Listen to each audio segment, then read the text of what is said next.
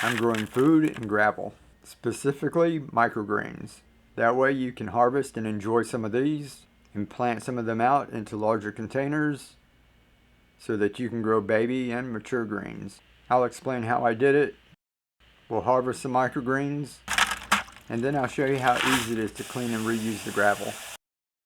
A lot of you have asked about using gravel with the self-watering adapters, and I didn't think it would work because they're not porous like the clay pebbles. And you see me growing loads of microgreens with the clay pebbles and also sand.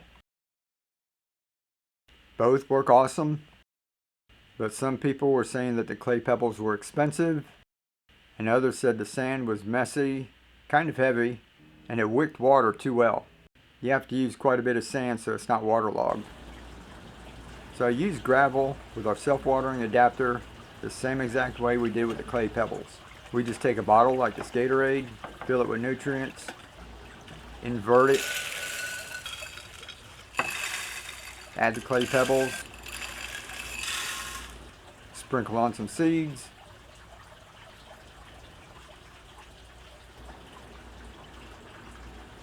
spritz it with some water,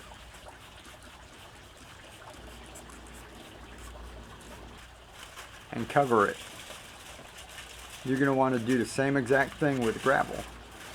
There is one key difference though, and it's right at the beginning during germination. So I like using foil because it blocks out the light and it keeps the moisture in. On hot days, the water condenses on the foil and drips back in. Depending on the weather where you're at, you're going to have to keep an eye on that at first.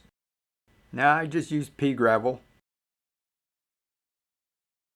I got half a cubic foot for only $5. And to plan out the same amount of containers with clay pebbles, took a 16-pound bag or about $30. So let me show you the finished product and then we'll talk about that tip you need to know during germination. We'll also get into harvesting and cleaning the gravel. First off, we got some arugula. Nice and spicy little green. You can see these are ready to harvest, or you can let them go a few more days. Let the leaves get a little larger. You can trim them off right about here and enjoy them. And you can take some of them and plant them out like we were talking about before. Here we've got some where we plant them out and we just keep grazing off of it, using it as a cut and come again. We'll harvest some, let the rest go out, and then you have your own little grazing station. Look at all the baby greens you can grow in just a couple of square feet. So that's arugula. Give that one a try.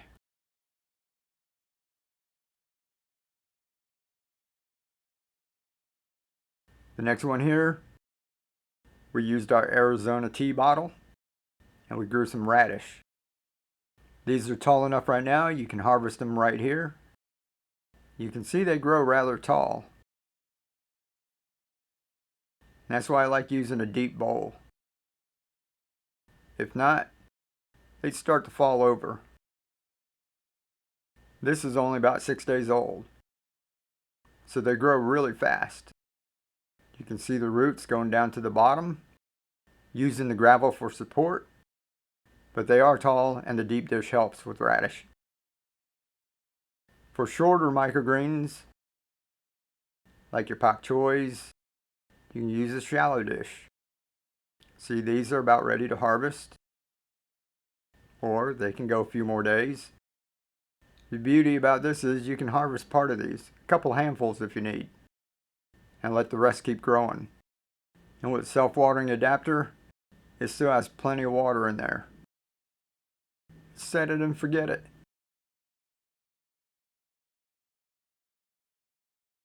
Here's some more pak choi, and it's in a clear container. So you can kind of see what's going on down there. You can also see it's still got plenty of liquid. This is really the easiest way to grow microgreens. I have another arugula just because we eat a lot and we transplant a lot too. Then you can see it's not a one-time fluke. We did several.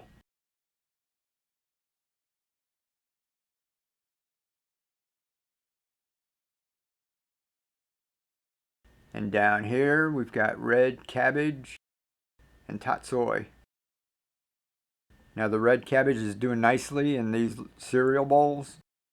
It's a nice serving size. You can harvest them now, but we like to let them get a little bigger.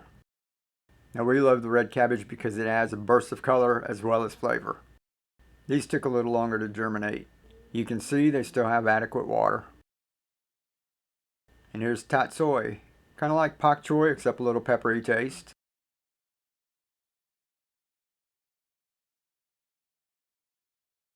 Got some back here too.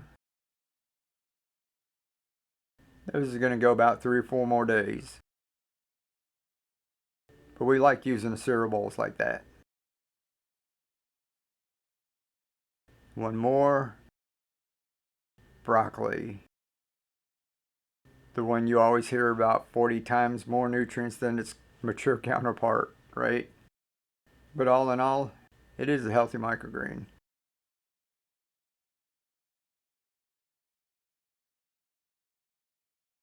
And right here,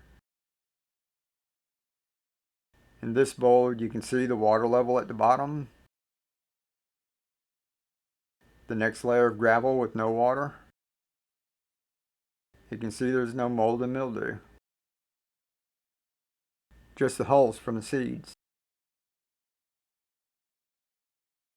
So there's a bunch of microgreens that we grew in the gravel. Now the little tip during germination. After planting, come out and check it the next day. Make sure it's not dried up. Make sure you got some little sprouts going on. Kind of like that. Now if they haven't germinated in a day or two, spritz it with a little water. Keep it damp.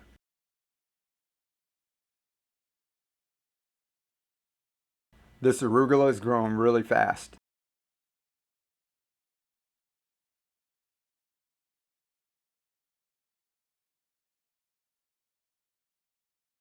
Now you can see over here with the tatsoi and the red cabbage, there's moisture on the foil. You can actually see the water dripping back down in there. So I'm not going to do anything with these. But if yours looks dry, don't be afraid to spritz them the first day or two. Once they begin to grow roots, and especially in these glass containers where you can see it, then you won't have to worry about spraying them anymore. But because the gravel doesn't hold moisture, you're going to want to help them out during germination.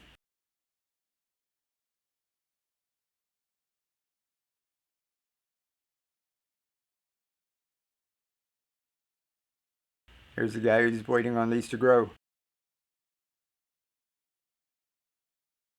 No free lunch.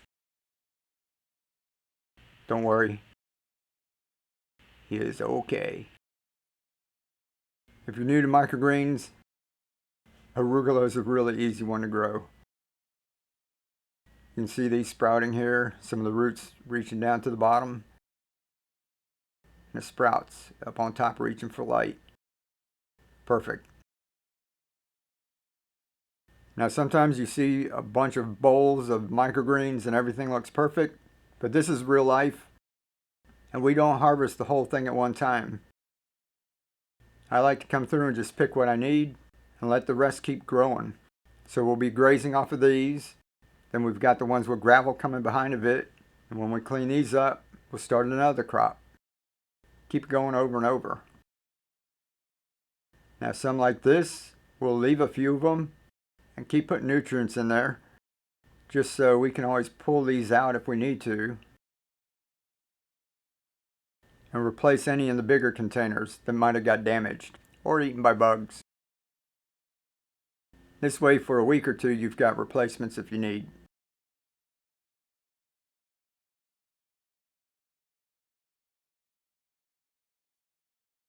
Alright, this arugula is looking pretty good.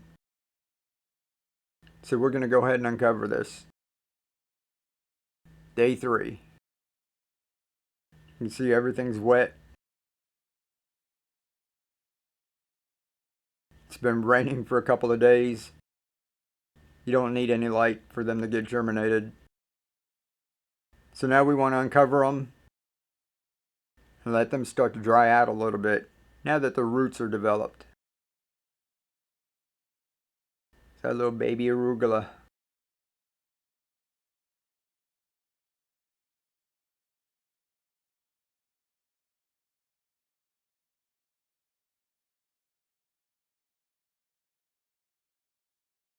It's broccoli. You can see the foil was pushing it down. They were wanting to get out of there. And folks, we don't weight any of our microgreens. We'll talk about that in another video, but that's just a whole nother headache you really don't need, especially if you're not a commercial grower.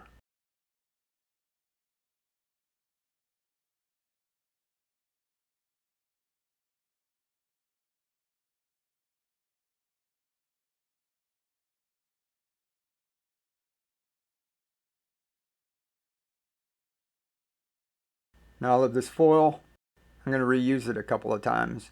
So I stack them over there, flatten them out, let them dry out first. This red cabbage,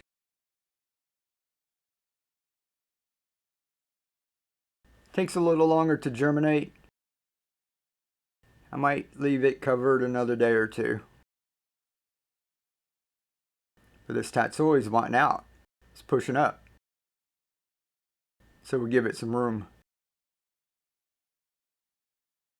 Trying to uncover these with one hand.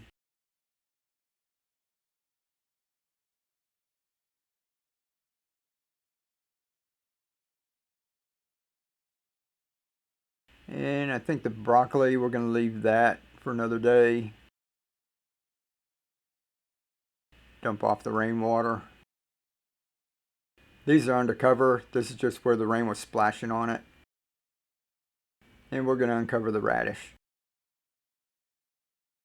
You can see how fast these sprout and start growing.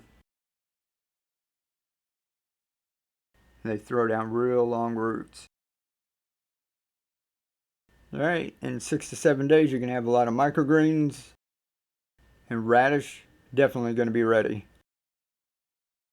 So we're just going to harvest these.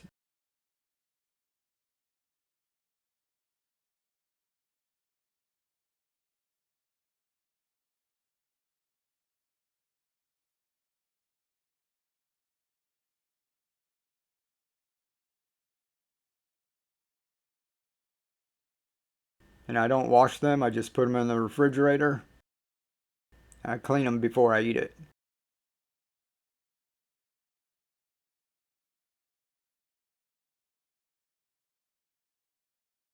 You can try to get as many as you can.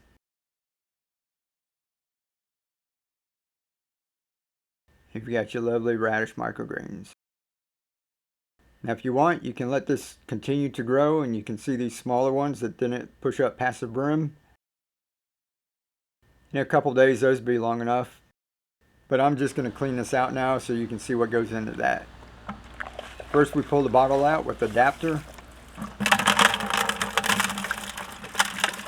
You can see it's nice and clean, no algae.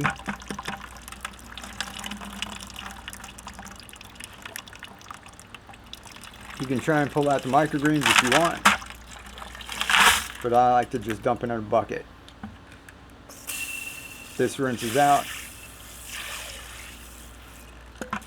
Now it's clean, ready to go, but you can take it and go wash it with a little soap and water.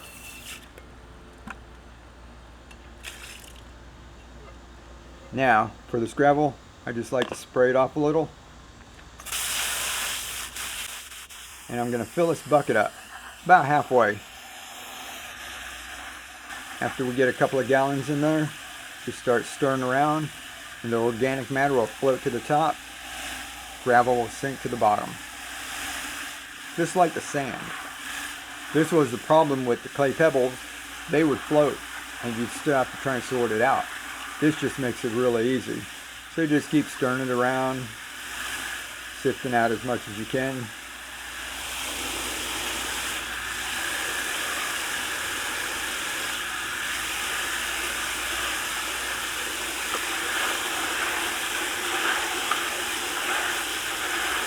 And then we're just going to dump it out.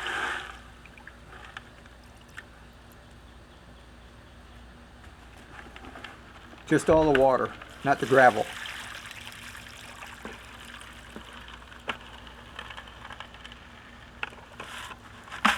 You'll see there's a couple more. And most of them are gone. So I'll do this a few more times. Each time gets easier and easier. So you can see how easy that was to get most of the roots out.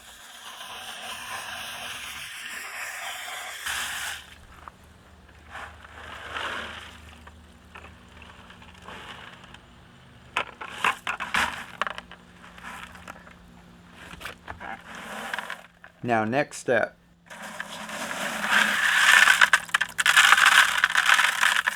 You want to fill this up with about a gallon. Depends on how much gravel you got. Then I take another bucket that I drilled a whole lot of holes in the bottom. Made a strainer. I think I used a 1/4-inch drill bit. If your gravel is really small, you might want to use a smaller bit. Or just use a colander. Now we take the ones we just washed and dump it in. And all the water is going to drain out the bottom.